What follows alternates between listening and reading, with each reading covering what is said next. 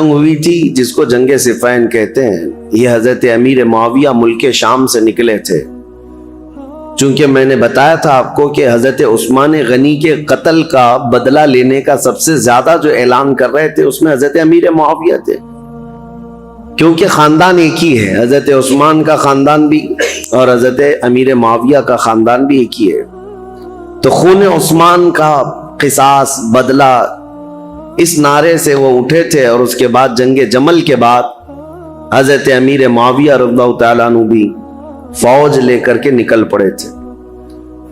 حضرت علی کرم اللہ وجہ الکریم نے بہت ساری صلح کی کوششیں فرمائیں، خطوط لکھے، لیکن جواب میں صرف ایک ہی جواب آتا تھا کہ خون عثمان کا بدلہ چاہیے. یہاں تک کہ ایک بڑے صحابی ہیں جریر بن عبداللہ بجلی، یہ گئے اور حضرت امیر معاویہ سے انہوں نے کہا کیا آپ کو یہ نہیں معلوم کہ علی بن ابی طالب رسول اللہ صلی اللہ علیہ وسلم کی قرابت داروں میں سے، خاندان میں سے، اور صحابہ میں وہ افضل ترین ہیں، پھر آپ کس طرح سے ان کے لیے جنگ کا ارادہ کر کے نکلتے ہیں؟ کیا آپ یہ سمجھتے ہیں کہ علی بن ابی طالب نے عثمان کا قتل کیا ہے، عثمان بن عفان کا قتل کیا ہے؟ حضرت امیر معاویہ نے کہا نہ، میں ان کی فضیلت کا بھی قائل ہوں، وہ رسول اللہ صلی اللہ علیہ وسلم کے رشتہ دار بھی ہیں، یہ ساری چیزیں اپنی جگہ پر. لیکن حضرت امیر معاویہ کی ایک دلیل یہ تھی، کہتے ہیں ہاں یہ بھی میں سمجھتا ہوں کہ اگر علی بن ابی طالب نے عثمان بن عفان کا قتل نہیں بھی کیا ہے تو قاتلوں کو ہمارے حوالے کیوں نہیں کرتے؟ جنہوں نے قتل کیا ان کو ہمارے حوالے کرے. تو حضرت علی کرم اللہ وجہ الکریم کے پاس انہوں نے خط لا کر کے دیا کہ امیر معاویہ تو یوں کہہ رہے ہیں. حضرت علی نے کہا مجھ سے وہ لوگ ایسی چیز کا مطالبہ کر رہے ہیں جو میرے ہاتھ میں ہے ہی نہیں. حضرت عثمان غنی کے قاتل کون ہیں یہ پتہ ہی نہیں ہے، تو کیسے ان کے حوالے کیا جائے؟ اگر میرے قابو میں ہوتے، میرے قبضے میں ہوتے، تو حضرت علی کہتے ہیں سب سے پہلے خون عثمان کا بدلہ لینے والا علی بن ابی طالب ہوتا. لیکن معاملات نہیں سلجھے، یہ حالات بڑھتے چلے گئے. پھر حضرت امیر معاویہ جو لشکر لے کر کے نکل پڑے اور ان دونوں جماعتوں کی ایک جگہ پر جا کر آمنا سامنا ہو گیا ان جماعتوں کا مقام نہروان کے قریب. حضرت امیر معاویہ کے ساتھ جو فوج تھی وہ بھی بہت ہزاروں کی تعداد میں، اور حضرت علی رضی اللہ تعالیٰ عنہ کے ساتھ جو فوج تھی وہ بھی ہزاروں کی تعداد. لیکن حیرت کی بات یہ ہے کہ کچھ جو دور اندیش تھے صحابہ تھے وہ لڑائی ہونے نہیں دے رہے تھے. دونوں فوجیں میدان میں پڑاؤ تو کر لیں. یہ جمادی الاول کا شروع کا مہینہ تھا اور جمادی الاخر آ گیا، یعنی 2 مہینے تک فوجیں وہیں پر رہیں لیکن لڑائیاں نہیں آمنے سامنے. اور حتیٰ کہ حالات ایسے ہو گئے کہ ادھر کی فوج ادھر کے لوگوں میں آ جاتی تھی پانی لینے کے لیے، ادھر کے لوگ ادھر جاتے تھے پانی لینے کے لیے، تو دوستی بھی ہو گئی 2 مہینے میں. اور اس کے بعد رجب کا مہینہ شروع ہوا تو حرمت والا مہینہ، اس میں جنگ حرام ہے، تو جنگ بندی ہو گئی. 3 مہینے ایسے ہی گزر گئے، دونوں فوجیں میدان میں پڑاؤ ڈالی رہیں. پھر اس کے بعد حضرت علی رضی اللہ تعالیٰ عنہ اور حضرت امیر معاویہ رضی اللہ تعالیٰ عنہ دونوں کے درمیان یہ خط و کتابت بھی چلتے رہے، صلح کی باتیں بھی چلتی رہیں. لیکن جیسے کہ میں نے کہا سبائی فتنہ یہاں پر بھی موجود تھا دونوں جماعتوں میں، اور دونوں جماعتوں کو جنگ پر بھڑکانے کے لیے شرانگیز دونوں جگہ موجود تھے، بھڑکاتے رہتے تھے. اور اس کے بعد ناگہانی رجب کا مہینہ ختم ہوا تو اچانک ان دونوں میں مٹ بھیڑ ہوئی، جس میں حضرت علی رضی اللہ تعالیٰ عنہ کی طرف سے آئے ہوئی جماعت میں 25,000 لوگ قتل ہوئے تھے. حضرت امیر معاویہ کی طرف سے آئے ہوئے لوگوں میں 45,000 لوگ قتل ہوئے تھے. اس ایک جنگ میں 70,000 لوگ قتل ہوئے ہیں. یہ معمولی چیز ہے؟ 70,000 لوگ کام آ گئے، جان سے ہاتھ دھو بیٹھے. حتیٰ کہ قتل اتنا ہو چکا تھا کہ ایک ایک دن جنگ کو روکنا پڑتا تھا میتوں کو یعنی کفن پہنانے کے لیے، نماز پڑھنے کے لیے، دفن کرنے کے لیے. ہزاروں عورتیں بیوہ ہو گئیں، ہزاروں کی تعداد میں بچے یتیم ہو گئے اس ایک جنگ میں۔ پھر حضرت امیر معاویہ نے سمجھ لیا، کیونکہ شامی فوج جو ہے اب کمزور پڑ گئی تھی جو حضرت امیر معاویہ کے ساتھ آئی تھی، اور حضرت علی کے ساتھ جو فوج لڑ رہی تھی وہ عراقی فوج تھی، کیونکہ حضرت علی کا دارالخلافہ کوفہ تھا جو عراق میں ہے۔ عراقی فوج اور شامی فوج دونوں میں لڑائیاں ہیں، اور حجاز کے لوگ یعنی مدینہ، مکہ، یہاں کے سب لوگ حضرت علی کرم اللہ وجہہ الکریم کے ساتھ تھے۔ اب حضرت امیر معاویہ نے یہ جب دیکھا کہ شامی فوج 45,000 کی تعداد میں قتل ہو گئی، جو اب تک کی کسی بھی جنگ میں اتنی بڑی تعداد قتل نہیں ہوئی تھی، یہ بہت بڑی تعداد ہے، تو انہوں نے پھر یہ اپنی فوج میں تقریر کرنا شروع کیا کہ اگر شامی فوج اس طرح سے ماری جانے لگ جائے تو پھر جو ہم نے علاقے فتح کیے تھے رومن ایمپائر سے، وہ تو رومی فوجی عیسائی سب پھر سے ملک شام پر حملہ کریں گے، ہمارے علاقے حاصل کر لیں گے۔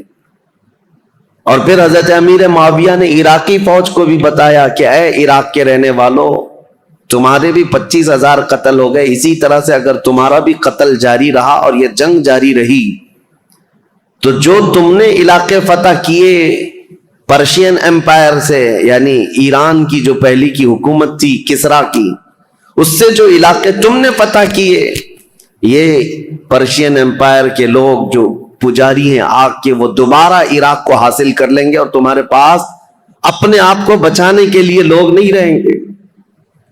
یہ حکمت کے ساتھ، ظاہر سی بات ہے اتنا قتل ہونے کے بعد اب دونوں کے درمیان فکر آ گئی۔ حضرت علی کرم اللہ وجہہ الکریم نے جب یہ بات سنی تو عراقیوں کو پوچھا تو عراقی پیچھے ہٹنے کو تیار نہیں تھے، کہا کہ اب امیر معاویہ کی فوج کمزور پڑ رہی ہے اس لیے ایسی باتیں کر رہے ہیں، وہ صلح کرنے کو تیار نہیں تھی فوج۔ تو حضرت امیر معاویہ نے ایک ترکیب نکالی، 5 بڑے بڑے اپنے شام کے لوگوں کو بلایا، کیونکہ حضرت امیر معاویہ بہت ہی مدبر آدمی تھے، سیاست میں ان کا کوئی مثل نہیں ملتا، بلکہ ان کو کہتے ہیں پورے عرب کا ذہن، پورے عرب کی عقل ان کے پاس تھی۔ حضرت امیر معاویہ انہوں نے 5 بڑے بڑے قرآن مصحف جس میں قرآن لکھا ہوا تھا، قرآن پاک کے نسخے منگوائے اور کہا قرآن پاک کو اٹھاؤ اور ہم یہ اعلان کرتے ہیں کہ ہم آپس میں قرآن کو حکم بنائیں گے اور اس کے مطابق اپنے آگے کے معاملات طے کریں گے۔ اگر حضرت علی رضی اللہ تعالیٰ عنہ اور ان کی فوج اس کا انکار کرتی ہے تو پھر ظاہر سی بات ہے یہ تو کفر ہو جائے گا، قرآن کو حکم ماننے سے انکار کرنا۔ تو حضرت امیر معاویہ کی یہ ترکیب تھی، 5 بڑے بڑے قرآن اٹھا کر کے وہ لائے اور پیچھے اور بھی سینکڑوں لوگ قرآن سر پہ اٹھا کر کے لے آئے اور اعلان کیا عراقی فوج کے سامنے، حضرت علی کے سامنے، کہ یہ ہم لوگ جنگ بندی چاہتے ہیں اور قرآن جو ہے اس کو ہم حکم بنانا چاہتے ہیں اور اس کے مطابق ہم آگے کام کریں۔ حضرت علی اگر انکار کرتے تو ان کی فوج میں ہی لوگ آپ کی باغی ہو جاتے ہیں کہ آپ نے تو قرآن کا انکار کر دیا۔ تو حضرت علی رضی اللہ تعالیٰ عنہ یہ سیاست سمجھ گئے، آپ نے فرمایا ہم نے جو جنگ کی ہے وہ اسی لیے کہ تم قرآن کے پابند بن جاؤ، اسی لیے تو ہم تلوار اٹھائے، اور آج اگر آپ کو یہ بات لگ رہی ہے کہ قرآن کو حکم بنایا جائے تو اس کے سب سے پہلے پیروکار ہم ہوں گے۔ پھر دونوں کی جانب سے یہ بات طے پائی کہ ایک ایک صحابی کو حکم بنایا جائے اور قرآن اور حدیث رسول کے مطابق وہ فیصلہ کرے۔ تو حضرت امیر معاویہ نے اپنے مشیر خاص، یعنی ان کے بہت قریبی تھے عمرو بن عاص رضی اللہ تعالیٰ، صحابی ہیں جنہوں نے مصر فتح کیا ہے، وہ حضرت امیر معاویہ کے قریبی تھے، حضرت امیر معاویہ نے ان کو حکم بنا دیا۔ حضرت علی رضی اللہ تعالیٰ عنہ کی طرف سے حضرت ابو موسیٰ اشعری، یہ نہایت سادہ دل تھے اور ہر ایک کے متعلق عفو درگزر کا معاملہ اپنے اندر رکھتے تھے، جیسے اپنے لیے سوچتے تھے ایسے دوسرے کے لیے بھی خیال رکھتے تھے۔ حالانکہ ابو موسیٰ اشعری رضی اللہ تعالیٰ عنہ یہ کوفہ کے گورنر رہے ہیں، مدبر رہے، ذہین رہے ہیں، لیکن حضرت علی ان کے حکم بنانے کے حمایت میں نہیں تھے، لیکن لوگوں کی زور زبردستی پر ان کو حکم بنایا گیا۔ مسئلہ تاریخ کا ہے، اس لیے میں آپ کو بتا رہا ہوں. پھر اسی لیے میں تاریخ دہراتا ہوں کہ کوئی ڈھکوسلا بازی کرتے ہوئے تمہیں پھر گمراہ نہ کر دے. حقیقت کیا ہوئی اور کیا ہوا تھا یہ جاننا آپ کے لیے ایک بار ضروری ہے. دونوں نے حکم بنایا. حضرت عمرو بن عاص یہ ہمیشہ اپنے تدبر اور تفکر کو کام میں لاتے، اور جب بھی حضرت ابو موسیٰ اشعری آتے تو ان کا نہایت شاندار استقبال اور تعظیم و تکریم کرتے اور کہتے ابو موسیٰ اشعری آپ مجھ سے رتبے میں بڑے ہیں، آپ رسول اللہ کے صحابی ہیں، آپ سے پہلے میں ہو ہی نہیں سکتا. تو حضرت ابو موسیٰ اشعری پر یہ دباؤ ہمیشہ رہتا تھا، اور دونوں کو اب صلح نامے پر دستخط کروانی تھی، یا جو بھی دونوں لوگ فیصلہ لیتے اس پر عمل کرنا تھا. دونوں جماعتوں کو، دونوں نے وعدہ کر لیا تھا، دستخطیں ہو گئی تھی. اب یہ دونوں صحابہ کو ٹائم دیا گیا، رمضان شروع ہونے سے پہلے تک آپ اپنا حکم نامہ یا جو آپ کا فیصلہ ہے وہ سنا دیں. ایک جگہ بھی منتخب کر لی گئی، اس جگہ پر جا کر کے اپنا فیصلہ سنائیں گے. اب دونوں آپس میں بیٹھ کر کے جو باتیں کرتے ہیں، حضرت ابو موسیٰ اشعری اور حضرت عمرو بن عاص، دونوں میں بہت لمبی گفتگو ہوئی ہے.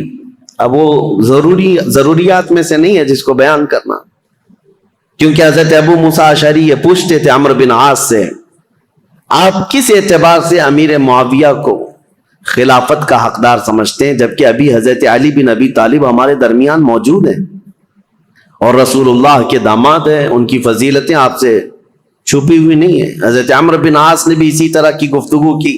بہرحال اس پوری گفتگو کا جو خلاصہ نکلا وہ میں بتاتا ہوں. حضرت عمرو بن عاص کہتے تھے ہمیشہ کہ آپ پہلے بتائیں آپ چاہتے کیا ہیں. حضرت ابو موسیٰ اشعری نے کہا اب میں یہ چاہتا ہوں کہ مسلمانوں کو اس فتنہ انگیزی سے اور یہ روز روز کی جنگ سے نکالنے کے لیے یہ اعلان کر دوں کہ اب حضرت علی بھی خلیفہ نہیں ہے، امیر معاویہ بھی خلیفہ نہیں ہے. یہ معاملہ اب جیسے صدیق اکبر کے زمانے میں مسلمانوں کے حوالے تھا، وہ جس کو چاہیں خلیفہ منتخب کریں. رسول اللہ صلی اللہ تعالی علیہ وسلم کی وفات کے بعد جو حالات ہوئے تھے، میں یہ چاہتا ہوں کہ مسلمانوں کے حوالے یہ کر دیا جائے اور پھر سے وہ منتخب کریں. حضرت عمرو بن عاص نے کہا بالکل آپ صحیح سوچتے ہیں. حضرت عمرو بن عاص بھی اسی خیال کے حامی رہے، لیکن بہرحال دونوں حکم تھے، دونوں صحابی تھے. بات یہاں تک آئی جس دن یہ اعلان ہونا تھا حضرت ابو موسیٰ اشعری اور حضرت عمرو بن عاص کی طرف سے. یہ تاریخ ہے میرے عزیزوں.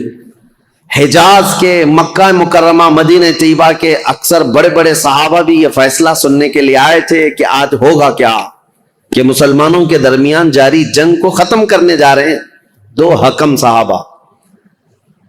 تو دونوں کو الگ الگ اختیارات تھے. آپ جو کہیں گے اس پر عمل ہوگا، لیکن قرآن اور حدیث کے مطابق.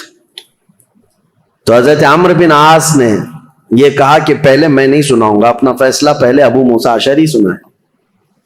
حضرت ابو موسیٰ اشعری کو کھڑا کیا گیا تو انہوں نے اپنا فیصلہ سنا دیا کہ میں نے یہ ارادہ کیا ہے کہ مسلمانوں کو جنگوں میں مبتلا کرنے سے بہتر ہے کہ یہ خلافت سے دونوں معزول ہو جائیں، دستبردار ہو جائیں.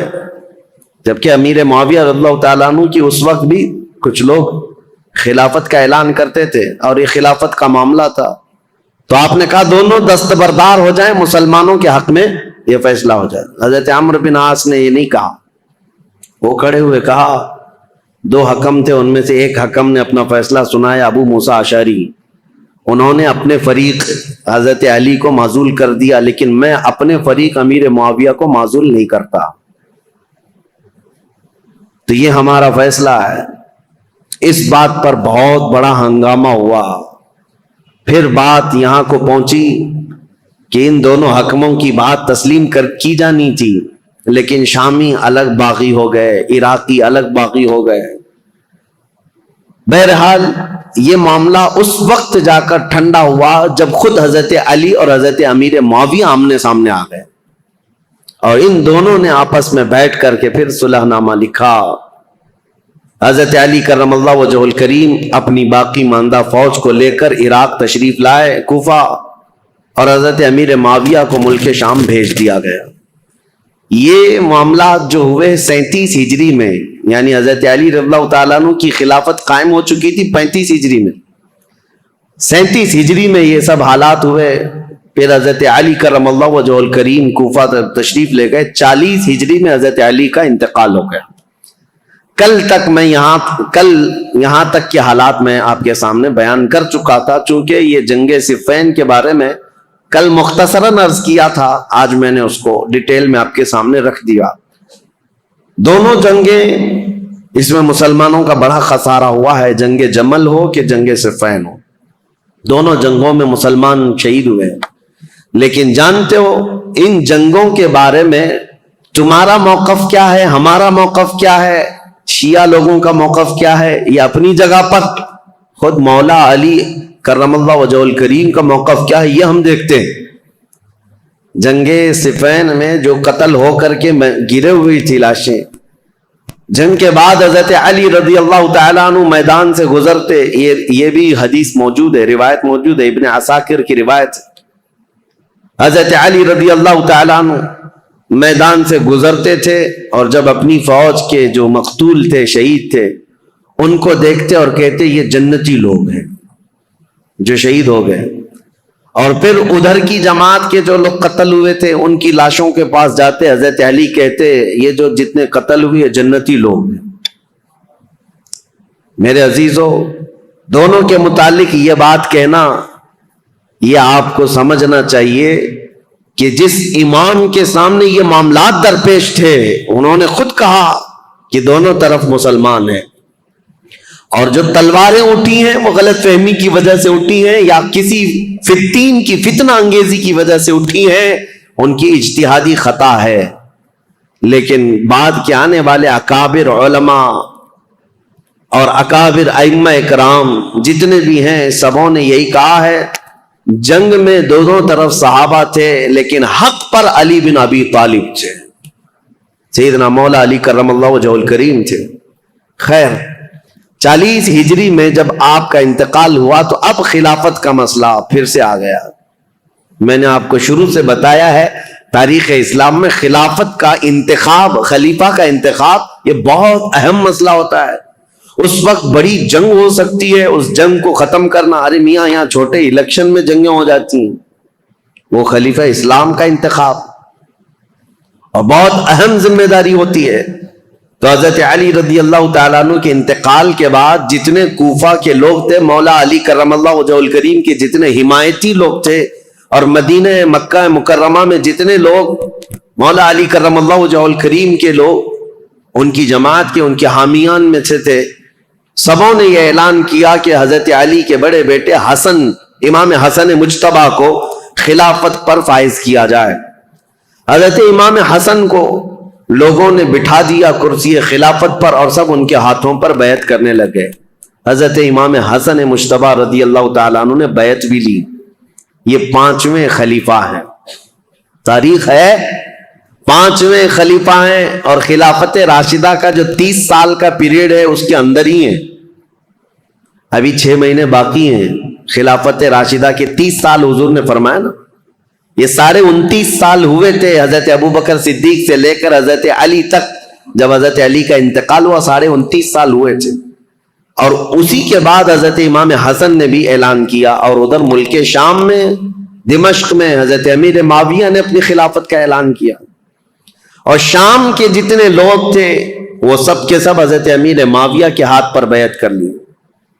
اب یہ خلافت کا تنازع یعنی بیک وقت 2 خلیفہ کا اعلان یہ سب سے پہلے خلافت راشدہ کے بعد ہوا. حضرت علی کے زمانے میں کبھی بھی حضرت امیر معاویہ نے اپنے خلیفہ ہونے کا اعلان نہیں کیا. یہ کہتے رہے کہ خلافت کے حقدار ہم بھی ہیں، لیکن خلیفہ ہونے کا عام اعلان کبھی نہیں کیا. اور حضرت علی کے انتقال کے بعد بیک وقت 2 خلیفہ کا اعلان. اہل مدینہ جتنے تھے وہ سب حضرت امام حسن کے ہاتھ پر بیعت کیے. اہل مکہ جتنے تھے وہ امام حسن کے ہاتھ پر بیعت کیے. اہل عراق جتنے تھے وہ امام حسن کے ہاتھ پر بیعت کیے. اب سیدنا امام حسن کی خلافت کا دور ہے تو ظاہر سی بات ہے میرے عزیزوں، کچھ باتیں امام حسن مجتبیٰ کی سننا بھی ضروری ہے. رسول اللہ صلی اللہ تعالی علیہ وسلم کے یہ وہ عظیم نواسے ہیں جن کو خود رسول اللہ میں اپنا بیٹا کہتے تھے، اور مدینے میں موجود صحابہ کہتے ہیں رسول کریم صلی اللہ تعالی علیہ وسلم سے سب سے زیادہ ملتی جلتی شکل اگر کسی کی تھی تو امام حسن مجتبیٰ کی تھی۔ ان کے چہرے پاک کو دیکھتے لوگ تو حضرت امام حسن مجتبیٰ رضی اللہ تعالیٰ عنہ کو، حضور کو یاد کرتے تھے۔ اور امام حسن کی فضیلت کیا تھی؟ یہ نبی پاک صلی اللہ تعالیٰ علیہ وسلم کے وہ محبوبوں میں سے ہیں، دونوں شہزادے حسن و حسین رضی اللہ تعالیٰ عنہما۔ حضرت ابو ہریرہ رضی اللہ تعالیٰ عنہ ان حدیثوں کے راوی ہیں جنہوں نے مدینہ طیبہ میں خود اپنی آنکھوں سے دیکھا ہے حضور اکرم صلی اللہ تعالیٰ علیہ وسلم کس قدر ان دونوں شہزادوں سے پیار کرتے، یہاں تک کہ ایک مرتبہ امام حسن کو اور امام حسین کو، یا صرف امام حسن کو، کندھے پر سوار کر کے حضور مدینے میں چل رہے تھے۔ کسی صحابی نے دیکھ کر کے حضرت امام حسن کی طرف دیکھ کر کہا شہزادے کتنی اچھی سواری پایا ہے، کونین کا آقا و مولا سید الانبیاء جس کے دوش پر تو سواری کر رہا ہے۔ نبی پاک صلی اللہ تعالیٰ علیہ وسلم نے اس صحابی سے فرمایا تم نے صرف سواری دیکھا، یہ بھی تو دیکھو سوار بھی کتنا اچھا ہے، سوار بھی کتنا اچھا ہے۔ نبی کریم صلی اللہ تعالیٰ علیہ وسلم ان شہزادگان سے بے حد محبت کرتے تھے، یہاں تک ارشاد ہے حدیث میں ہما ریحانتی فی الجنہ ہما ریحانتی فی الدنیا، حضور صلی اللہ تعالیٰ علیہ وسلم نے فرمایا کہ یہ دونوں شہزادے میرے لیے دنیا میں جنت کے دو پھولوں کی طرح، اسی لیے حضور ان کی گردنوں کو سونگھتے تھے اور ان کے چہروں کو جب بوسہ لیتے تھے تو آپ ان کو سونگھا کرتے۔ صحابہ یہی کہتے کہ آپ ان بچوں کو سونگھتے ہیں، چومنے کا بوسہ دینے کا رواج تو ہے، سونگھنے کا کیا ہے؟ نبی کریم صلی اللہ تعالیٰ علیہ وسلم یہ فرماتے یہ جنت کے دو حسین پھول ہیں، اور ان کے نام عرب میں بالکل نیو نام تھے، بالکل جدید۔ اس سے پہلے حسن نام بھی عربوں میں نہیں پایا جاتا تھا، حسین نام بھی نہیں پایا جاتا تھا۔ صحابہ کہتے ہیں اللہ تعالیٰ نے یہ دونوں نام بچائے رکھے، محفوظ رکھے، اور رسول اللہ کے نواسوں کے سب سے پہلے نام رکھے گئے حسن اور حسین۔ سیدنا امام حسن اور حسین ان کی فضیلتیں کیا بیان کی جائیں۔ اب چونکہ امام حسن کی خلافت کا دور ہے تو ان کے بچپن کے حالات، نبی کریم صلی اللہ تعالیٰ علیہ وسلم کی آغوش تربیت میں انہوں نے پروان چڑھی پایا ہے، تو اس سے بہتر اور کیا چیز بیان کی جائے جن کو نبی کریم صلی اللہ تعالیٰ علیہ وسلم نے اپنے ہاتھوں سے کھلایا ہو، اپنے ہاتھوں سے سلایا ہو، اپنے ہاتھوں سے پہنایا ہو، اور جب حضور نماز میں چلے جائیں تو یہ بچے حضور پر سوار ہو جائیں۔ اس قدر حسین اور خوش نما ماحول میں انہوں نے تربیت پائی ہے مدینہ طیبہ میں۔ نبی کریم صلی اللہ تعالیٰ علیہ وسلم کی آغوش محبت میں پروان چڑھنے والے یہ جوانوں کی فضیلتیں بیان سے باہر ہیں۔ حضور نے فرمایا میرے یہ دونوں بچے جنتی جوانوں کے سردار ہیں، اور حضور اکرم صلی اللہ تعالیٰ علیہ وسلم نے خاص امام حسن کے لیے جو ایک بات فرمائی، چونکہ خلافت امام حسن کی بات چل رہی ہے۔ ایک بار رسول پاک صلی اللہ علیہ وسلم خطبہ دے رہے تھے ممبر پر کھڑے تھے، تو امام حسن ایک پاؤں کو پکڑے ہوئے تھے حضور صلی اللہ علیہ وسلم کی، حضور کے قدم مبارک کو پکڑے ہوئے تھے۔ جب حضور ممبر پر خطبہ دے رہے، نبی کریم صلی اللہ تعالیٰ علیہ وسلم نے خطبہ دیتے دیتے لوگوں کو یہ ارشاد فرمائے لوگوں اس بچے کو پہچانو، ایک دور آئے گا میرا یہ بچہ سردار ہوگا اور میری امت کی دو بڑی جماعتوں میں صلح کر آئے گا۔ حضور صلی اللہ تعالیٰ علیہ وسلم کا فرمان کب؟ جب امام حسن کی عمر بہت چھوٹی سی تھی، بچپن میں رسول پاک صلی اللہ تعالیٰ علیہ وسلم کا قدم پاک پکڑ کر بیٹھے ہوں خطبے کے دوران، اس وقت رسول اللہ نے یہ بشارت دی تھی کہ میرا یہ بیٹا سردار ہوگا اور دو بڑی جماعتوں میں صلح کرائے گا۔ بہرحال فضیلتیں بیان سے باہر ہیں، آپ نہایت ہی متقی پرہیزگار، یہاں تک کہ صحابہ اور تابعین نے کہا ہے، امام حسن بصری اور دیگر تابعین سے یہ روایت ہے کہ امام حسن بصری سے زندگی بھر میں کسی نے سخت جملہ نہیں سنا۔ ایک ہی مرتبہ ان کا عمیر بن عثمان ان سے کچھ زمین کے معاملات کو لے کر کے مسئلہ ہوا، انہوں نے بہت انہیں سمجھایا، بہت سمجھایا. امام حسن کبھی بھی سخت جملہ نہیں کہتے تھے، اور نہ ہی زندگی میں کبھی کسی نے ان سے گالیاں سنی، کبھی نہیں ہوا. حضرت امام حسن بہت بردبار. بردبار کس کو کہتے ہیں؟ سب سے زیادہ برداشت کی طاقت رکھنے والا. امام حسن کے اندر یہ جذبہ تھا، کبھی کسی کے خلاف سخت جملہ استعمال نہیں کیا. عمیر بن عثمان سے جب یہ معاملہ ہوا تو لوگوں نے آ کر کے کہا کہ آپ کی ساری دلیلیں، ساری باتیں انہوں نے رد کر دی، وہ ماننے کو تیار نہیں. امام حسن نے کہا اس سے زیادہ میں کیا کر سکتا ہوں، اس کی ناک خاک آلود ہو جائے. بس یہ ایک جملہ فرمایا گیا. پوری زندگی میں ہم نے امام حسن سے سنا، اس کے علاوہ سخت جملہ کسی کے بارے میں کہتے ہوئے کبھی نہیں سنا.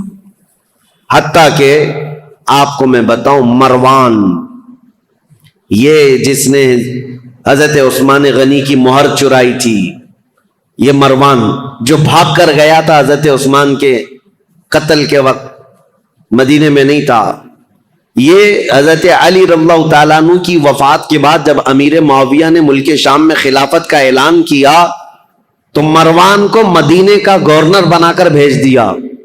یہ مروان سخت قسم کا آدمی تھا. اس کی پیدائش میں فرمایا تھا رسول کریم صلی اللہ تعالیٰ علیہ وسلم نے، گرگٹ کا بچہ گرگٹ پیدا ہو گیا. یہ مروان بن حکم، یہ وہ شخص ہے، مدینے کا حاکم بنا تھا. یہ خطبہ دیتا تھا اور خطبے میں سخت جملے حضرت امام حسن کے بارے میں کہتا تھا، اور امام حسن بیٹھے ہوئے سنتے تھے خطبے میں. ان کے باپ کو گالیاں دیتا تھا اور حضرت امام حسن کو بولتا تھا. یہاں تک کہ ایک مرتبہ امام حسن ایک مجلس میں بیٹھے ہیں، اور بھی لوگ تھے، مروان بیٹھا ہوا ہے. اس نے تانا مارتے ہوئے یہ کہا کہ ایسا شخص ہے، میں اس کے باپ کے بارے میں کہتا ہوں تو یہ کہتا ہے میری ماں گھوڑی تھی. نعوذ باللہ من ذالک. سیدہ کائنات کی طرف بھی اس نے بد زبانی کی تھی. میں یہ بات صرف اس لیے کہہ رہا ہوں، اتنا سخت جملہ سامنے کہنے کے بعد امام حسن مجتبی رضی اللہ تعالیٰ عنہ اف تک نہ کہتے تھے. کھڑے ہو گئے. لوگوں نے کہا نواز رسول، جگر گوش بطول حسن مجتبی کے متعلق ایسا کہتا ہے. حضرت امام حسن یہ کہتے کہ اے لوگوں، تم سب کے سامنے اللہ نے مجھے سورج کی طرح ظاہر رکھا ہے، میرے اندر کوئی ایسی چیز نہیں. اور جو کچھ مروان کہتا ہے، اگر میں بدلے میں کچھ کہہ دوں تو اس کی بات کا بدلہ کم ہو جائے گا. اس کے لیے سب سے بہترین انتقام اللہ کی ذات ہے. یہ امام حسن کہتے تھے. اس کے جملے اتنے بڑے ہیں کہ اگر میں بدلہ لے لوں تو یہ کم ہو جائے گا، اس کے لیے انتقام کم ہو جائے. اس لیے میں اللہ رب العزت کے سپرد کرتا ہوں. بردباری، برداشت کی طاقت امام حسن کے اندر اتنی زیادہ تھی. ان کو گالیاں دی گئی ہیں، ان کے خلاف برا بھلا ان کے مدینے میں کہا جاتا رہا.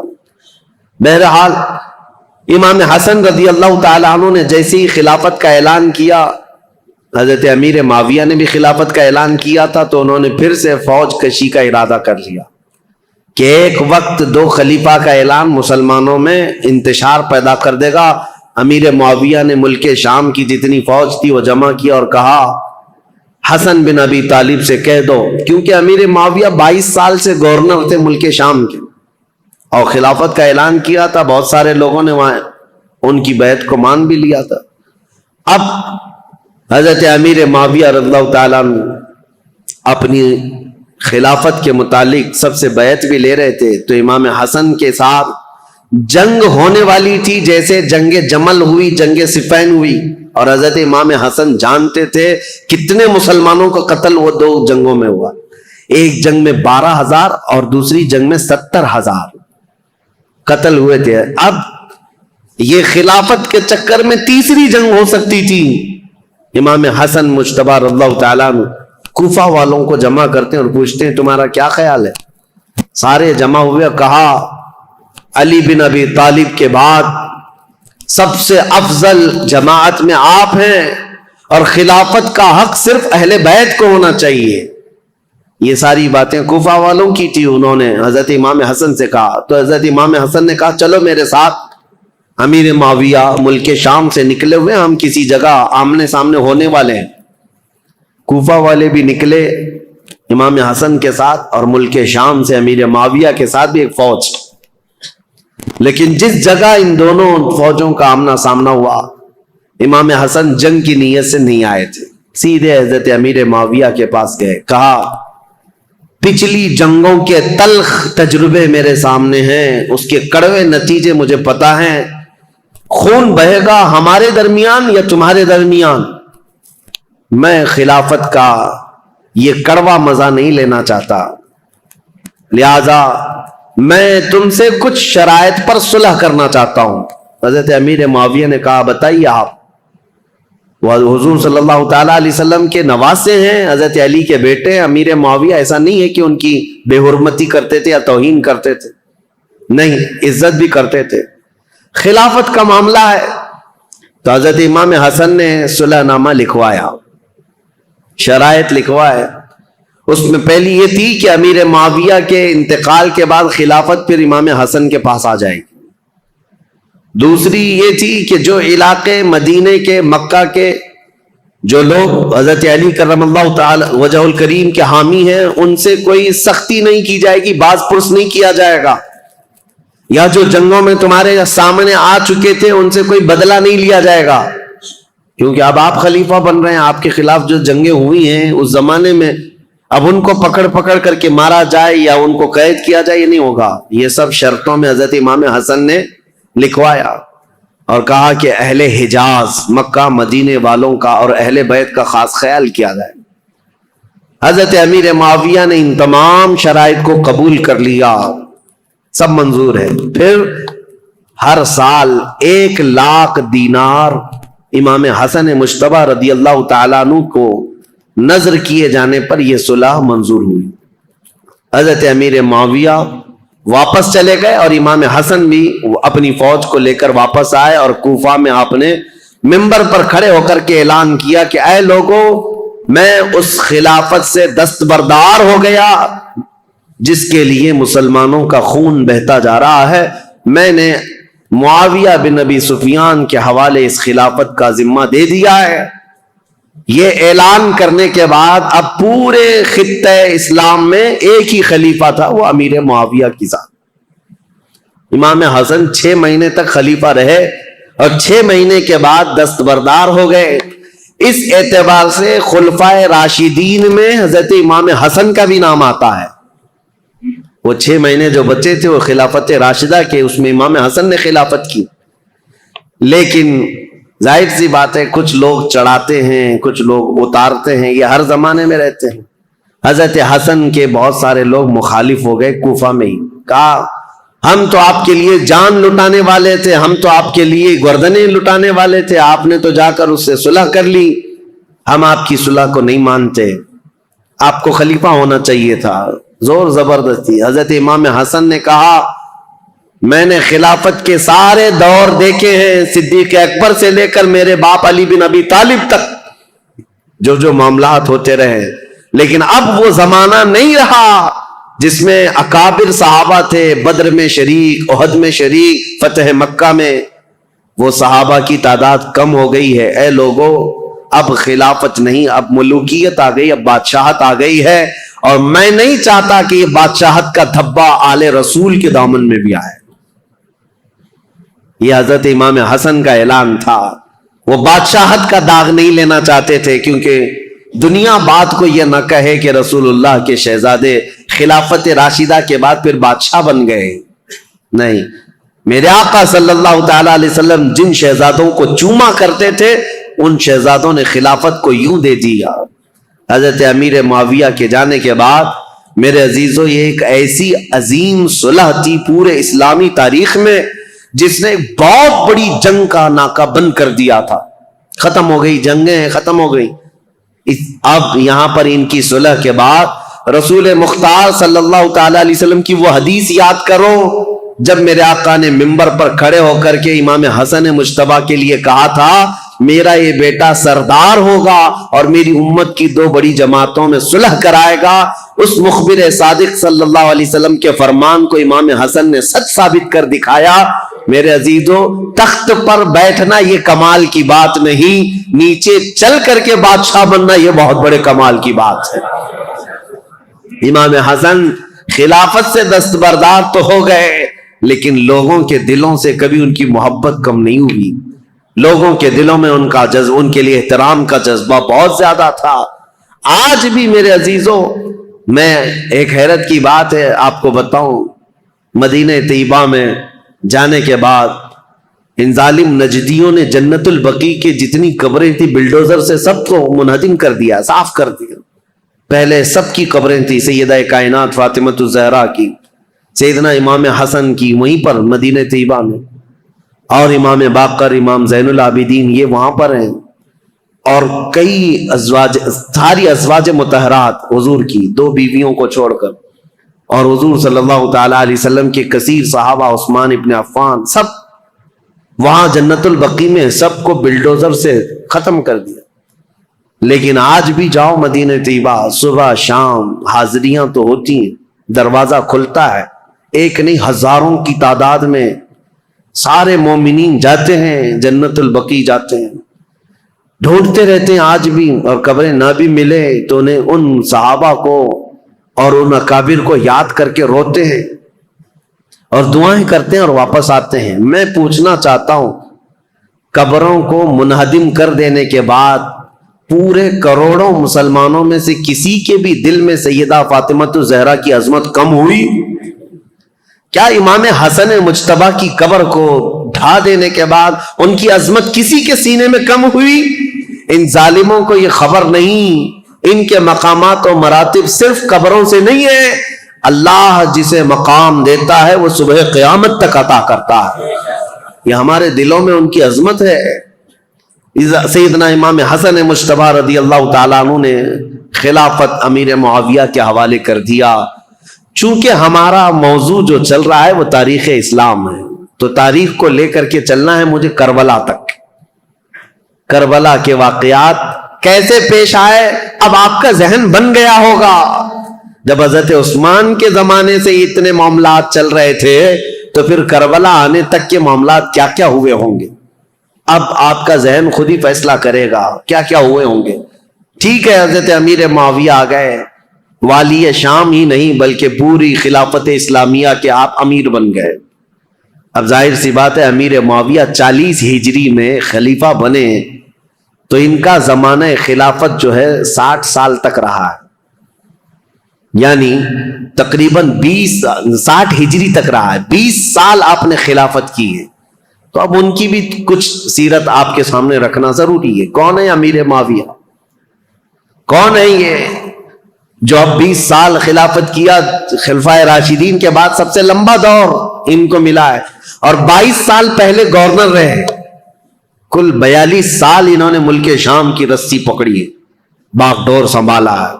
تو 42 سال تک مسلمانوں پر حکمرانی کرنے والے یہ امیر معاویہ کون ہیں؟ ان کی تاریخ بھی ضروری ہے، لیکن ان کی تاریخ سے پہلے میں امام حسن مجتبیٰ رضی اللہ تعالیٰ عنہ کی خلافت کا دور تو ختم ہوا، لیکن آپ کی زندگی پاک موجود تھی، 3 سال تک اور بھی آپ رہے خلافت ختم ہونے کے بعد بھی، اور اس کے بعد حضرت امام حسن کوفہ میں نہیں مدینہ طیبہ میں رہنے لگ گئے۔ مدینہ طیبہ میں ایک آپ کی عادتیں ہیں، آپ کی خصلتیں بہت ساری اہم ہیں، اس میں تو ایک چیز یہ آپ کثرت سے آپ نے شادیاں کی ہیں اور طلاق بھی دی ہیں۔ اس کی ایک وجہ یہ بتائی جاتی تھی کہ لوگ، حضرت علی جو ہے اعلان کرتے بھی تھے ممبر پر کہ اے لوگوں، کوفہ کے لوگوں، میرے بیٹے حسن کو اپنی بیٹیاں مت دینا، یہ طلاق دے دیتا ہے۔ اس کے باوجود لوگ قبیلہ در قبیلہ آ کر کہتے ہم تو اپنی بیٹیاں دیں گے۔ وجہ یہ ہے کہ لوگ اپنی بیٹیوں کا رشتہ رسول اللہ کے خاندان سے جوڑنا چاہتے تھے کہ نسبت حاصل ہو جائے، اور حضرت امام حسن مجتبیٰ رضی اللہ تعالیٰ عنہ نے صرف نسبت دینے کے لیے شادیاں فرمائیں۔ اخیر زمانے میں جب آپ مدینہ طیبہ میں تھے تو سیدنا حسن ابن علی بن ابی طالب رضی اللہ تعالیٰ عنہ کو زہر دیا گیا۔ پہلے آپ کو دودھ میں کوئی زہر دیا گیا، اور یہ تاریخ میں آپ کو بتاؤں، جیسے ہی آپ کو زہر دیا گیا رات کو ایسا تڑپتے تھے پوری، اور آپ کو جب بے چینی ہوتی، بے قراری ہوتی تو حکیم کو نہیں بلاتے تھے، دوڑ کر کے روضہ رسول کے پاس آتے تھے، نبی کریم صلی اللہ تعالی علیہ وسلم کے روزے کو پکڑ کر کے لپٹ جاتے تھے، اور تھوڑی دیر کے بعد حضرت امام حسن کے منہ سے وہ زہر نکل جاتا یا قے ہو جاتی اور آپ کو آرام مل جاتا اور آپ اچھے۔ ایک بار ہوا، دو بار ہوا، دوسری مرتبہ بھی زہر دیا گیا۔ اب اس کے بعد پھر آپ روزے رسول پر آتے تھے اور اللہ کے حبیب صلی اللہ تعالی علیہ وسلم سے استغاثہ کرتے۔ لوگ آج ہم سے یہ سوال کرتے ہیں کہ حضور کے انتقال کے بعد، وفات کے بعد مانگنا حرام ہے؟ ان کے نواسے زہر پینے کے بعد خود رسول اللہ کی بارگاہ میں حاضر ہوتے اور شفا کی امید سے جاتے کہ اگر میرے مصطفیٰ دعا کر دیں تو اللہ تعالیٰ شفا عطا فرمائے گا۔ اور یہی حسن مجتبیٰ کا عقیدہ ہے جو بریلی کے امام نے دیا تھا۔ کیا ہے؟ بریلی کے امام نے یہ ہمیں بتایا تھا، شافی و نافی ہو تم، وافی و کافی ہو تم، درد کو کر دو دوا، تم پہ کروڑوں درود۔ حضرت حسن مجتبیٰ رضی اللہ تعالیٰ عنہ کو تیسری مرتبہ شربت میں ہیرے کی انی کاٹ کر کے، ٹکڑے کر کے، ہیرا جو ہوتا ہے اس کا جو برادہ ہوتا ہے پاؤڈر، یہ شربت میں ملا کر حضرت امام حسن کو پلایا گیا تھا۔ اور جیسے ہی یہ پلایا گیا، حضرت امام حسن رضی اللہ تعالیٰ عنہ کے پیٹ میں اتنی سخت تکلیف ہوئی کہ پوری انتڑیاں کٹ کٹ کر کے آپ کے منہ سے باہر آ گئی۔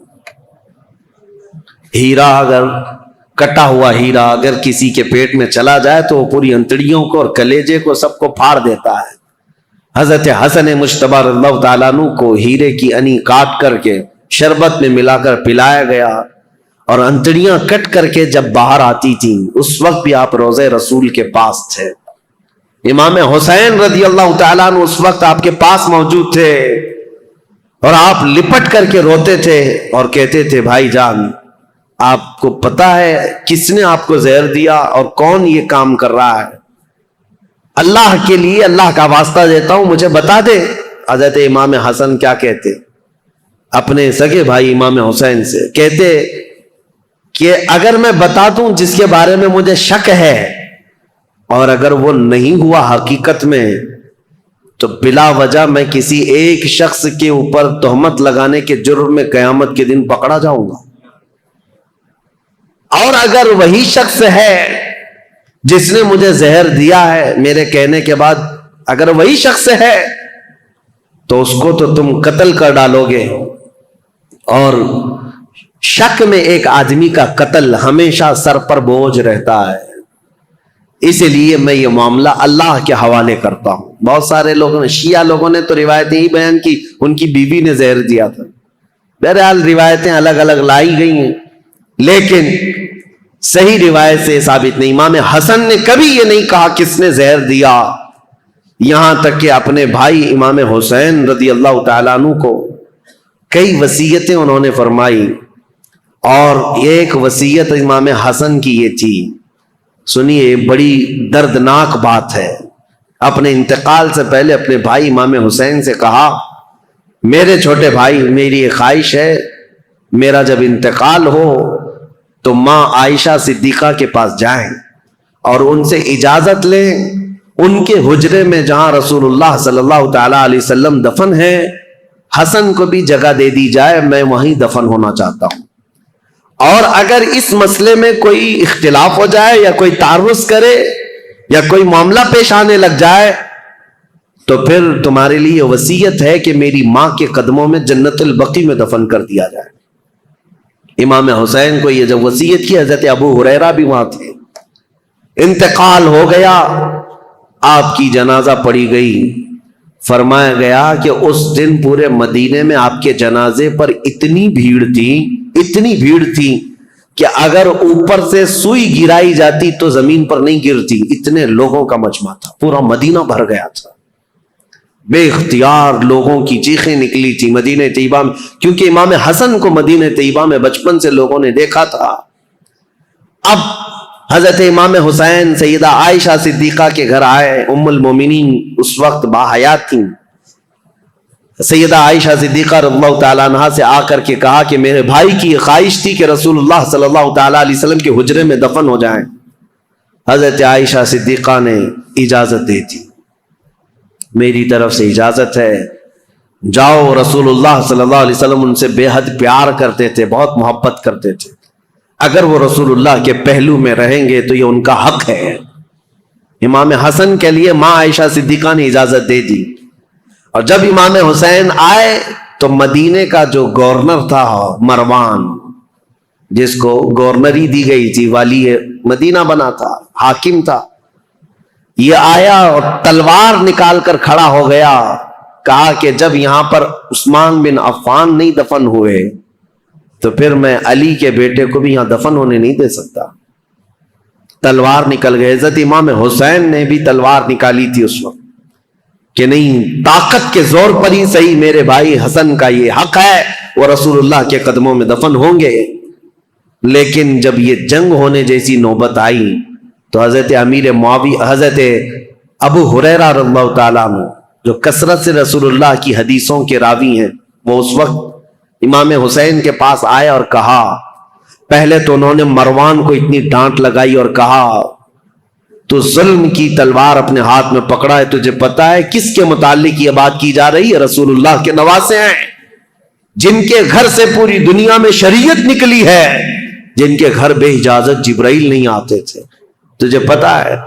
اور اس کے بعد جب وہ سر پھرا شخص مروان جنگ پر آمادہ تھا تو حضرت ابو ہریرہ نے امام حسین کو یہ سمجھایا، کہا کیا آپ کو اپنے بڑے بھائی کی یہ وصیت یاد نہیں؟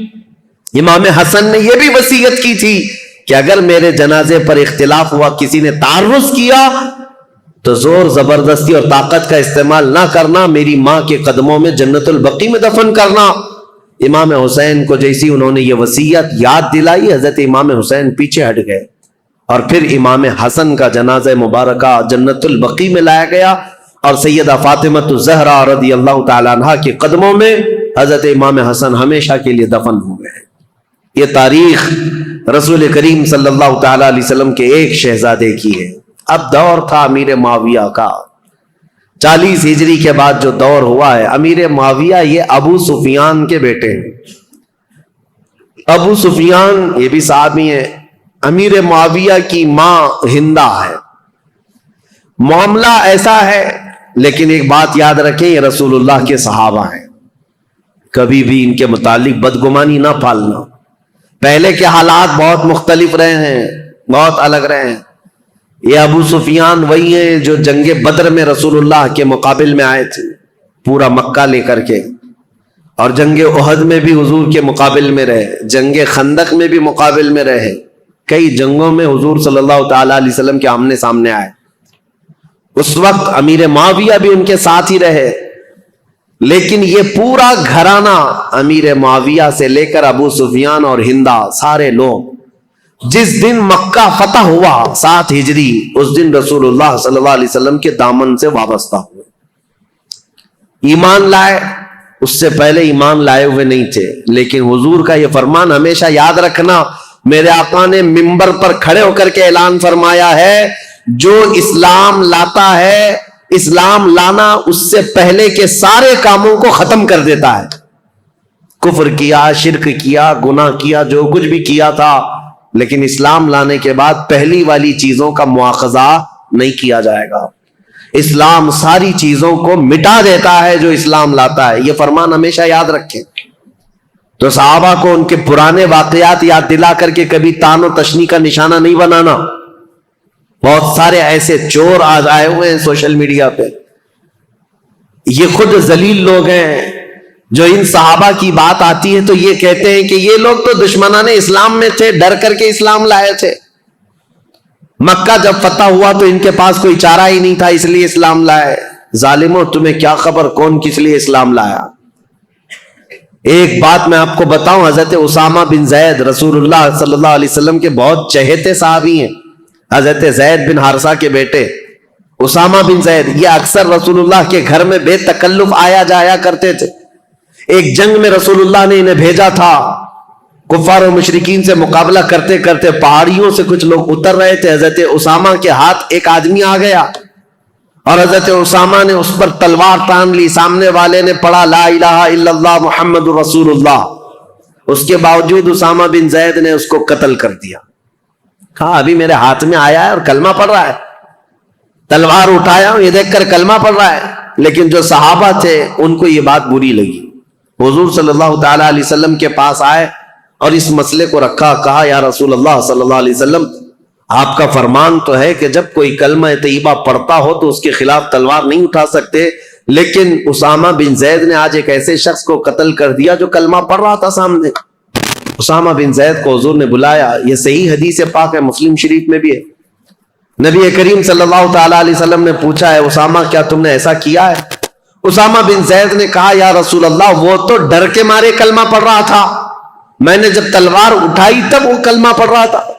حضور اتنے جلال میں آئے اور کھڑے ہو گئے اور کہا اے اسامہ، کیا تو نے اس کا دل چیر کر کے دیکھا تھا کہ وہ ڈر کر کے پڑھ رہا تھا کہ اللہ کے لیے پڑھ رہا تھا؟ زندگی بھر حضرت اسامہ بن زید کو اس بات کی شرمندگی تھی، قلق تھا، ملال تھا. یاد رکھو میرے عزیزو، جب اتنی بات کے لیے رسول کریم صلی اللہ تعالی علیہ وسلم نے ڈانٹ لگائی تھی تو پھر آپ یہ جو سوشل میڈیا میں بھونکتے ہیں کہ امیر معاویہ، ابو سفیان، ہندا، یہ سب تو ڈر کر کے اسلام لائے تھے، فتح مکہ کے دن ان کے پاس کوئی چارہ نہیں تھا، تو کس کے بارے میں بتاؤ گے؟ اگر پرانے واقعات نکالو گے تو ابو جہل کے بیٹے اکرمہ رضی اللہ تعالیٰ عنہ یہ بھی ایمان لائے، صحابی ہیں، باپ ابو جہل ہے. اور اگر اسی طرح پرانے معاملات لاؤ گے تو خالد بن ولید کے بارے میں کیا کہو گے، جنہوں نے مسلمانوں کی جیتی ہوئی جنگ کا پانسا پلٹ دیا تھا احد کے میدان میں. جنگ احد جو ہو رہی تھی اس میں مسلمان غالب آ گئے تھے، کفار و مشرکین کے دانت کھٹے کر کے ان کو بھگا دیا تھا، لیکن خالد بن ولید نے 200 لشکریوں کو پیچھے سے لا کر کے ایسا حملہ کیا تھا صحابہ پر جب یہ ایمان لائے ہوئے نہیں تھے، اور ایسا حملہ کیا تھا کہ 70 مسلمان شہید ہوئے ہیں جنگ احد میں. وہ خالد بن ولید نے پوری جنگ کا پانسا پلٹ دیا تھا. تو کیا آپ بلیم ان پر کرو گے؟ ان کی وجہ سے امیر حمزہ شہید ہوئے تھے، ان کی وجہ سے مصعب بن عمیر شہید ہوئے تھے، ان کی وجہ سے عبداللہ بن جہش شہید ہوئے تھے، حضرت حنظلہ، یہ سب صحابہ جو شہید ہوئے جنگ احد میں. نہیں میرے عزیزوں، جو کچھ بھی ہوا ہے یہ حالات کے تقاضوں کے ساتھ بڑھتا گیا، لیکن جب کبھی کسی نے ایمان قبول کر لیا، جو کوئی اسلام سے وابستہ ہو گیا، اس کے پرانے حالات نہیں یاد دلائے جاتے، بلکہ ان کے لیے اتنا ہی کافی ہے کہ وہ ایمان کی حالت میں میرے رسول اللہ کا دیدار کر لیا ہے. یہ مقام قیامت تک اب کسی کو ملنے والا نہیں ہے. حضرت ابو سفیان رضی اللہ تعالیٰ عنہ یہ اگرچہ جنگوں میں حضور کے خلاف آتے رہے، لیکن فتح مکہ کے بعد جب اسلام لائے تو دل کے ساتھ، عقیدت کے ساتھ اور یقین کے ساتھ ایمان لائے ہوئے صحابہ میں سے. روز ایسے ہی بیانات سننے کے لیے ہمارے چینل سلطان ہند میڈیا کو ضرور سبسکرائب کریں.